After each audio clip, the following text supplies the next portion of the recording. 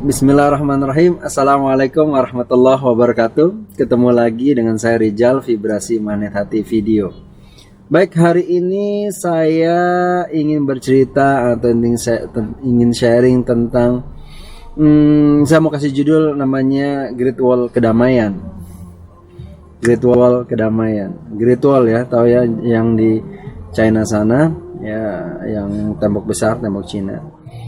Anda bisa bayangin nggak seandainya kebahagiaan sebelah kanan, kesedihan sebelah kiri, atau hal yang positif sebelah kanan, hal yang negatif sebelah kiri yang dipisahkan oleh Great Wall. Jadi hari ini saya akan share tentang kedamaian, kedamaian atau Great Wall kedamaian. Seringkali orang mencari kedamaian, betul lah. Kita hidup hampir sebagian besar seluruh orang itu mencari apa? Rasa damai. Mau banyak harta tapi nggak damai juga berat sekali.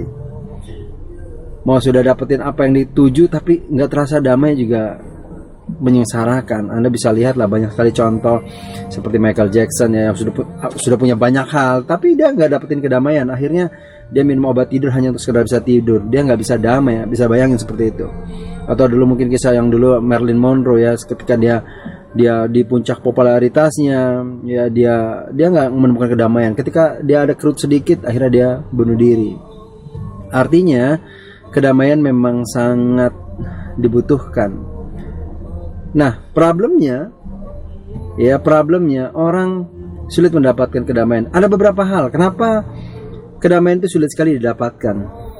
Ini menarik karena saya kemarin dapat ilmu ini dari seorang trainer yang menginspirasi hidup saya, namanya Pak Iwan Pambudi, dalam training pelatihan kehidupan namanya Spiritual Emotional Freedom Technique. Beliau katakan begini, orang yang paling bermasalah adalah orang yang nggak tahu masalahnya apa. Menarik ya? Orang yang paling bermasalah adalah orang yang tidak tahu dia punya masalah. Dia nggak sadar punya masalah. Dia selalu bilang, enggak, saya baik-baik aja. Tapi dalam menyikapi kehidupan dia penuh amarah. Dalam menyikapi kehidupan dia penuh kegelisahan. Dalam menyikapi kehidupan dia penuh kegalauan. Dalam berinteraksi dia merasa a priori nggak merasa berdaya, atau bahkan terlalu mendominasi sosial dalam bersosial. Ini menarik nih. Kalimatnya menarik. Orang yang paling bermasalah adalah orang yang tidak tahu kalau dia sedang bermasalah, atau dia nggak tahu masalahnya apa. Nah, ini perlu sekali dicermati, kawan-kawan. Bagaimana Anda ingin mendapatkan kedamaian jika PR hati Anda, PR hidup Anda belum temukan? Jika masalah hidup Anda belum temukan, atau masalah sejujurnya base problem di hidup Anda belum temukan. Nah, ini sulit sekali. Coba yuk, kenapa sih dalam jika ada seorang muslim dalam Islam itu ada waktu jeda yang luar biasa. Jeda apa? Kita sholat dari subuh, terusnya sebelum zuhur ada lagi duha gitu kan. Dari zuhur ke asar ke maghrib ke isya ke subuh lagi. Di antara isya dan subuh masih ada salat malam lagi. Kenapa? Itu Tuhan sedang ngasih jeda, atau Allah sedang ngasih jeda. Waktu jeda untuk apa? Untuk berpikir, mengevaluasi hidup, mengevaluasi hidup kita. Membuat waktu jeda di hidup kita untuk apa? Evaluasi. Untuk apa? Finding the problem. Cari masalah kita apa. Ketika udah ketemu, baru kita perbaiki pelan-pelan. Ibarat PR ya, kalau udah dikerjakan plong. Oke, kunci pertama untuk mendapatkan kedamaian, cari, finding, temukan base masalah Anda apa, problem masalah Anda apa, lalu clear out, bersihin. Ya, di pelatihan kita sudah ada sudah ada cara-caranya. Yang kedua, seringkali kedamaian itu sulit kita dapatkan karena kita punya keinginan yang kita kejar dan kita nggak dapetin, akhirnya kita nggak damai. Nah, ini menarik.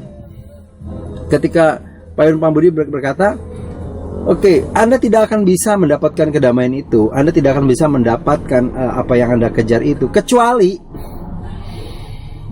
Anda menikmati dulu yang udah Anda dapatkan.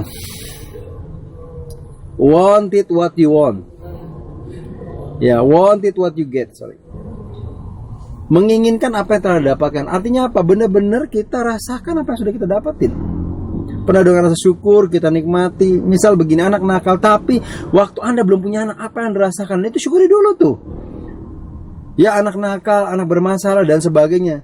Tapi coba tarik mundur memori Anda ketika Anda belum punya anak. Rasakan betapa pengennya punya anak. Betapa kalau saya memiliki anak, hidup saya komplit. Suasana rumah menyenangkan. Tarik memori Anda, syukuri yang dulu waktu Anda cari itu, akhirnya pas dapat nikmati. Nakal, sulit diatur, udah jadikan itu bonus kehidupan. Memang seperti itu. Want it what you get. Nah, tapi kalau seandainya masih belum bisa, Pak, saya masih belum bisa menikmati kedamaian, saya masih gampang marah, saya masih gampang kecewa, saya masih gampang gelisah, bahkan saya kadang-kadang sulit tidur dan sebagainya. Oke, itu indikasi Anda punya tumpukan sampah emosi. Artinya Anda punya tumpukan sampah emosi yang perlu Anda bersihkan. Dengan kata Anda perlu detox. Dan di pelatihan vibrasi menasihati tidak ada mendetoksnya. Jika Anda ingin mendetoks, ya saya sarankan Anda ikut pelatihan namanya Spiritual Emotional Freedom Technique. Itu satu teknik yang bisa mendetoks masalah-masalah yang telah mengendap mungkin belasan tahun, mungkin puluhan tahun di bawah otak sadar Anda. Seringkali seorang ayah yang pemarah, biasanya didikan awalnya di rumahnya, dia dididik dengan pemarah juga. Biasanya seorang ayah yang pemarah, orang tua yang pemarah, biasanya ketika kecil dia menikmati amarah-amarah. Entah ayah atau ibunya yang saat dia kecil itu pemarah.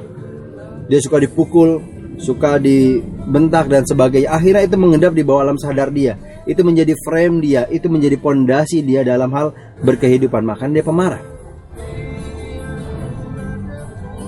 Ya, misalnya anak yang terlalu diketatin ya selama kecil, tidak boleh begini, terlalu begini. Ketika dia tumbuh besar, dia akan menjadi pribadi yang tidak percaya diri.